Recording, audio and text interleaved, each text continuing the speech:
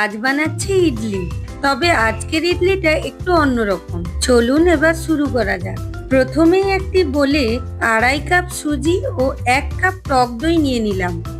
এবার ওর মধ্যে 2 টিস্পুন মতো আদাকে গ্রেট করে নিলাম। কাঁচা লঙ্কাকেও ওই একইভাবে গ্রেট করে নিলাম। লঙ্কাটা অবশ্যই যে যা স্বাদ অনুযায়ী নেবেন।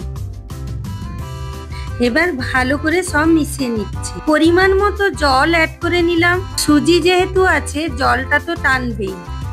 এবার রেডি করা ব্যাটারটাকে 1 ঘন্টা ঢাকা দিয়ে রেখে দিলাম। এদিকে গাজর আর পনিরকে গ্রেট করে নিচ্ছি। এটা আমি ইডলির ভেতরে পুরের জন্য রেডি করছি। শুধু ইডলি তো আর খাওয়া যাবে না, তাই তার সঙ্গে বানিয়ে নিলাম রেড চাটনি। লাল লাল রেখে 5-6টা মতো টমেটো আমি এদিকে কেটে নিচ্ছি। 2টো মিডিয়াম সাইজের পেঁয়াজকে কেটে নিলাম।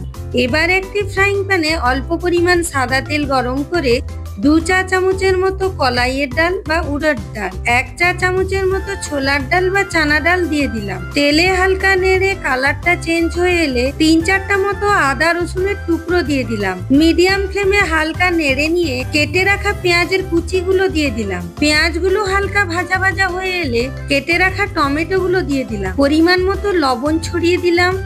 ধনেপাতা স্টিম ও কয়েকটা কাঁচা লঙ্কা দিলাম। এতে টেস্টটা না খুব ভালো আসে।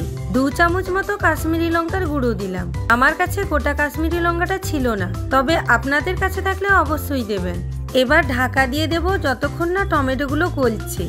প্রয়োজনে অল্প একটু গরম জল অ্যাড করতে পারেন। দেখুন টমেটোগুলো একদম গলে গেছে।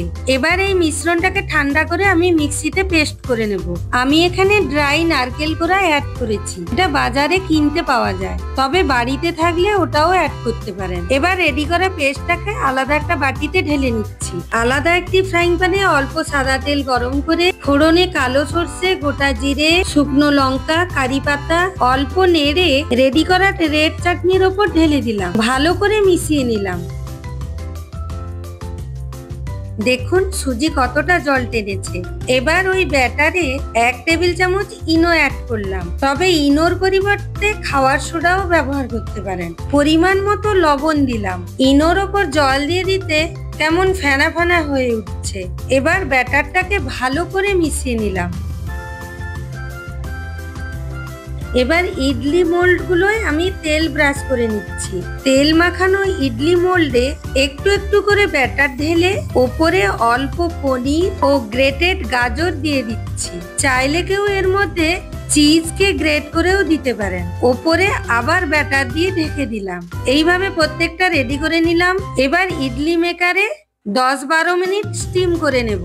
দেখুন ধোঁয়া ওঠা শুরু হয়ে গেছে, মানে স্টিম হয়ে গেছে। কাঁটা চামচের সাহায্যে আমি দেখে নিলাম হয়েছে কিনা। এবার নামিয়ে ঠান্ডা করব। অনেকে আবার ইডলির ব্যাটারে চিনি অ্যাড করেন, তবে আমি কখনো করি না। তবে আপনারা চাইলে অ্যাড করতে পারেন। রেডি করা পুরভরা ইডলিগুলোকে প্লেটে সাজিয়ে নিচ্ছি। সঙ্গে আছে চাটনি ও সাম্বার, যেটা ছাড়া কিনা ইডলি অসম্পূর্ণ। দেখুন ইডলিগুলো কতটা সফট হয়েছে। গরম গরম চাটনির সঙ্গে সার্ভ করুন পুরভরা ইডলি।